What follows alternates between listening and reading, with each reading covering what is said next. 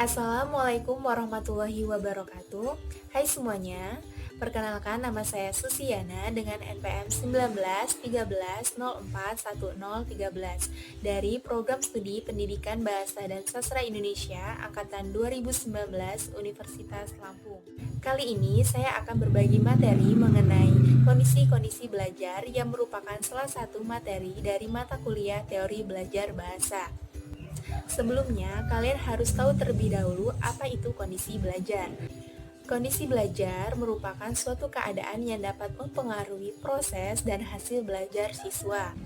Seorang psikolog pendidikan Amerika bernama Robert Neil Gagne dalam bukunya yang berjudul Condition of Learning menyatakan bahwa terjadinya belajar pada manusia dapat disimpulkan apabila terdapat perbedaan penampilan atau kinerja manusia sebelum dan sesudah ia ditempatkan pada situasi belajar. Dengan kata lain, ia menyatakan bahwa kondisi belajar merupakan suatu situasi belajar yang dapat menghasilkan perubahan perilaku pada seseorang setelah ia ditempatkan pada situasi belajar. Gagne membagi kondisi belajar menjadi dua kategori. Yang pertama ada kondisi internal atau internal condition. Kondisi internal ini merupakan kemampuan yang telah ada pada diri individu sebelum ia mempelajari hal-hal yang baru. Kondisi belajar internal ini merupakan kondisi yang dihasilkan oleh seperangkat proses transformasi atau ingatan informasi. Yang kedua, kondisi eksternal atau external condition.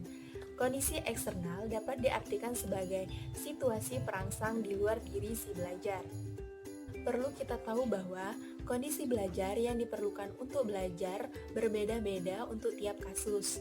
Jenis kemampuan belajar yang berbeda akan membutuhkan kemampuan belajar sebelumnya yang berbeda dan kondisi eksternal yang berbeda pula.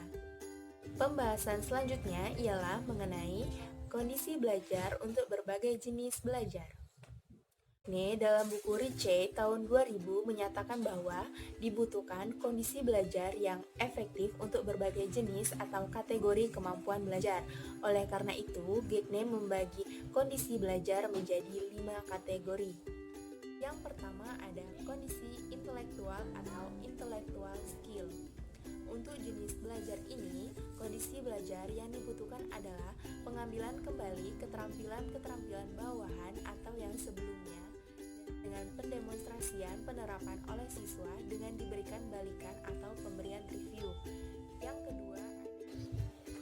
Yang kedua ada informasi verbal atau verbal information. Belajar ini, kondisi belajar yang dibutuhkan adalah pengambilan kembali konteks-konteks dari informasi yang bermakna, kinerja dari pengetahuan baru yang direkonstruksikan. Yang ketiga ada strategi kognitif atau cognitive strategi atau biasa juga disebut dengan problem solving. Untuk jenis belajar ini, kondisi belajar yang dibutuhkan adalah pengambilan kembali aturan-aturan atau konsep-konsep yang relevan, serta penyajian situasi masalah baru yang berhasil dan pendemonstrasian solusi oleh siswa. Yang keempat ada sikap atau attitude. Untuk jenis belajar ini, kondisi belajar yang dibutuhkan adalah pengambilan kembali informasi dan keterampilan intelektual yang relevan, serta tindakan pribadi yang diharapkan. Kemudian ada pembentukan pengingatan kembali model manusia yang dihormati, penguatan tindakan pribadi dengan pengalaman langsung yang berhasil maupun yang dialami oleh orang lain dengan cara mengamati orang yang dihormati. Terakhir yaitu yang kelima ada keterampilan motorik atau motorik skill.